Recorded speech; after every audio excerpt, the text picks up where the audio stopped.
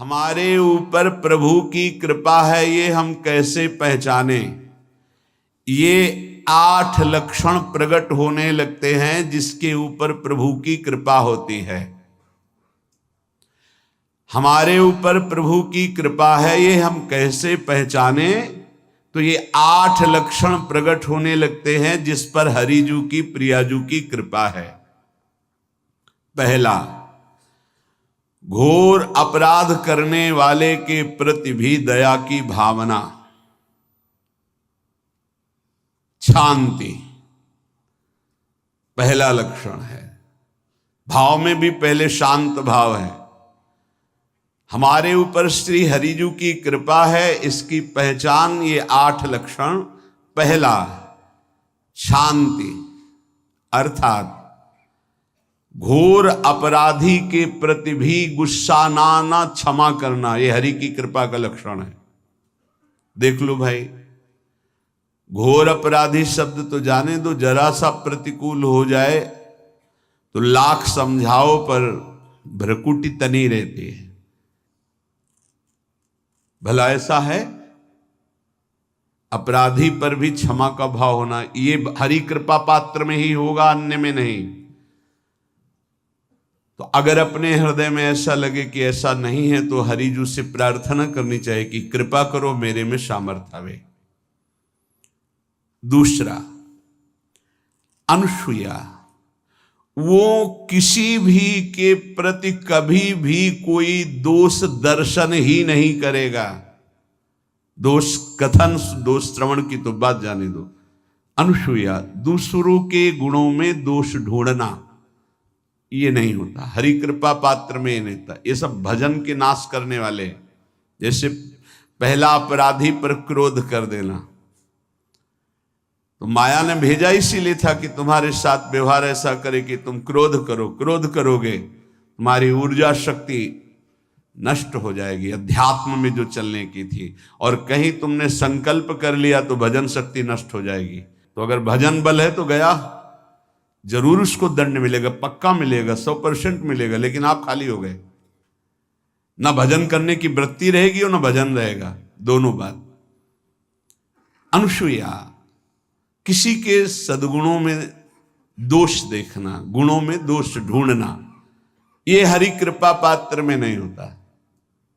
ये बहुत मंगलमयी बातें हैं जिससे हमारा भजन मार्ग पुष्ट होता है। तीसरा, वो बाहर से और भीतर से पवित्र रहता है, हरि कृपा पात्र। शौचाचार का ज्ञान होना चाहिए, वस्त्र आपके पवित्र होने चाहिए, ये बाहरी जल रज आदि के द्वारा बाहरी पवित्रता।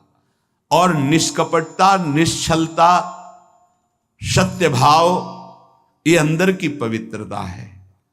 अगर कपट है, छल है, असत्य है तो हृदय मलिन रहता है। भीतर और बाहर से पवित्र रहना, इसमें खास बात क्या है? भीतर और बाहर से पवित्र रहने में, भीतर और बाहर से सदैव पवित्र कौन रह सकता है? तो बोले जो पुंडरीकाक्ष भगवान श्री हरि का, प्रियाजू का स्मरण करता रहता है, वो शवायाभ्यंतर शुचि, वो बाह्य और अभ्यंतर दोनों से पावन रहता है। तीसरी जो कृपा का लक्षण है, अर्थात वो सदैव भगवत चिंतन परायण, शौचाचार का पालन करने वाला, बाहर और भीतर से हरि कृपा पात्र पवित्र रहता है। चौथा, ऐसे कार्यों का अनुष्ठान न करे जिनमें हमारा भजन छूटता है, जिनमें सत्य छूटता है, जिनमें भगवत भाव छूटता है। जैसे आपके ऊपर कृपा हुई, आप भगवत मार्ग में चल रहे हैं, अब आप ऐसे संसारिक कार्यों का अनुष्ठान कर रहे हैं जिनमें आपकी चित्तवृत्ति बिल्कुल भगवत विमुख हो रही, तो जीवन का लाभ क्या होगा? लाभ तो है भगवत स्मरण सहित। जैसे कल एक ने प्रश्न किया कि मैं खाता तो नहीं हूं लेकिन मांस की दुकान में मांस बेचता हूं, होटल आदमी, क्या उचित है? ये उचित कैसे हो सकता है? तुम और भी तो व्यापार कर सकते हो। जरूरी है धर्म का पालन करने की इच्छा करते हो, धर्म आचरण करते हो, ऐसा नहीं। तो विरत बहुकर्मा, उन कर्मों से हमें विरत रहना है जो हमारे धर्म के विरुद्ध है, जो भजन के विरुद्ध है। हरि कृपा पात्र ऐसे कर्मों का अनुष्ठान कर ही नहीं सकता। अपने भजन का फल देखना भगवत कृपा पात्र के, सबको प्रदान कर देना।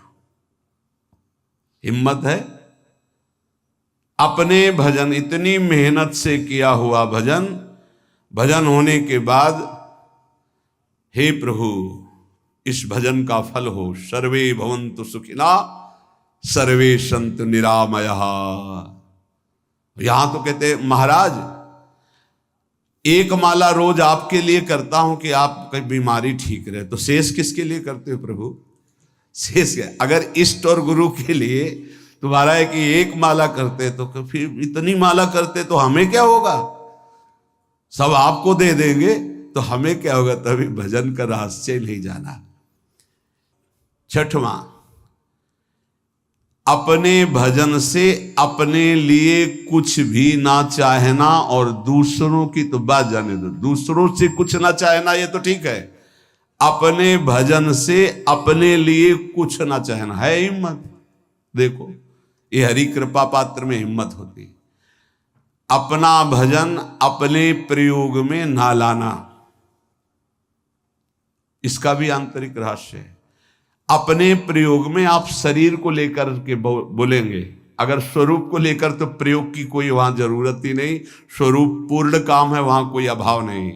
जब आप कोई भाव अपने लिए करेंगे तो देह भाव होगा, देह भाव से किसी विषय की मांग होगी। विषय पूर्ति भजन का फल नहीं होता, भजन का फल होता विषय निवृत्ति। बहुत जोर की बात है, कैसे समझ में आए? अपने भजन का भी फल अपने लिए नहीं, दूसरों से कुछ चाह रखना तो बात ही जाने दो, भजन से भी कोई अन्य सुख की चाह नहीं हुई। क्या चाहिए? भजन ही बनता रहे, भजन का फल भजन बनता रहे, खूब निरंतर जप करते रहे।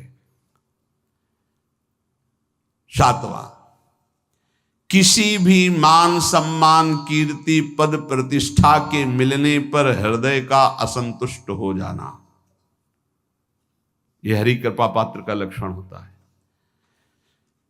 प्रणाम नमस्कार जय हो तो हृदय में असंतुष्ट हो जाना चाहिए। कोई किंचन मात्र अभिमान न उदय हो जाए। प्रभु बचाओ, ये माया की चकाचौंध से बचा लो नाथ।